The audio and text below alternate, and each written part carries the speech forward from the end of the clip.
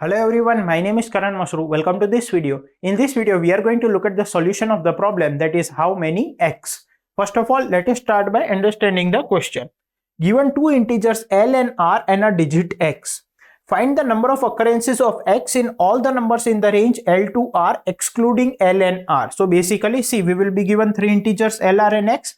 And for all the numbers between L and R excluding L and R. So for all the numbers from L plus 1 to R minus 1, we need to tell how many times the digit x has occurred in between. Okay, so for example, let's take L equals to 10 and R equals to 19 and x equals to 1.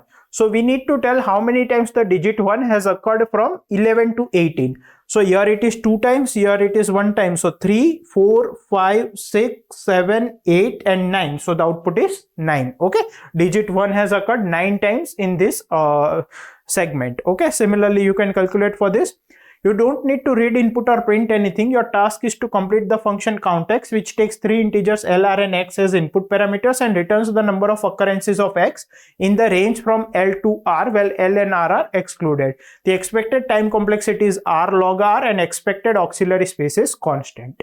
So now if we think about solving this problem, so what we can do here is, see, we are given two integers L and R. So let me take L as let's say 810 and R as let's say 910, and I want to tell how many times the digit 1. Okay, so this will be equal to x.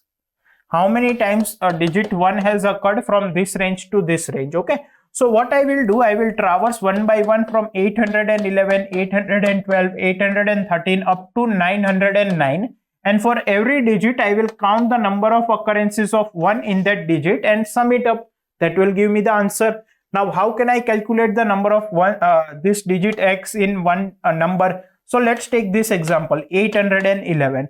So what I will do, every time I'll compare the unit place digit with my x, and if it is equal to x, I'll increment the counter and then divide this number by 10 until it becomes 0. So for in the first time, I will say what is the unit digit. How will I get unit digit? I will take modulo 10. Okay.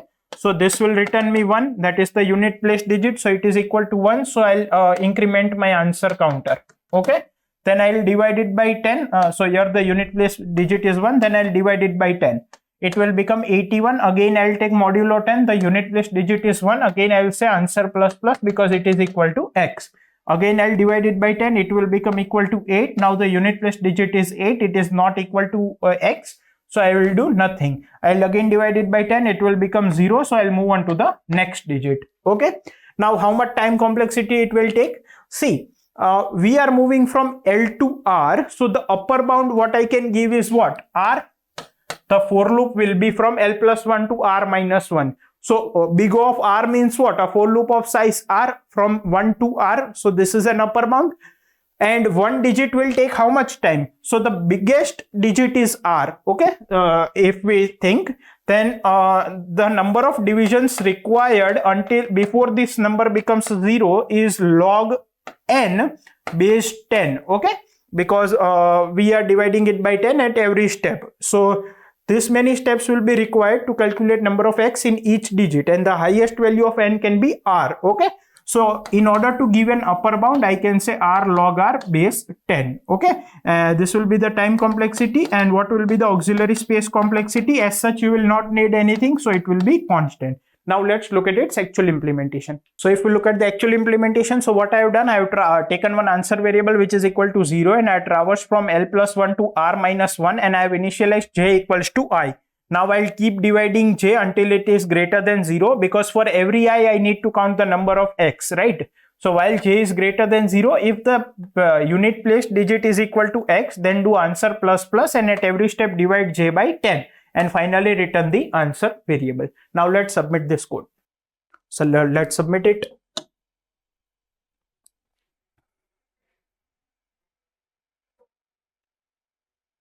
Okay, so we have solved this question successfully. I hope you have understood the solution completely. Thank you.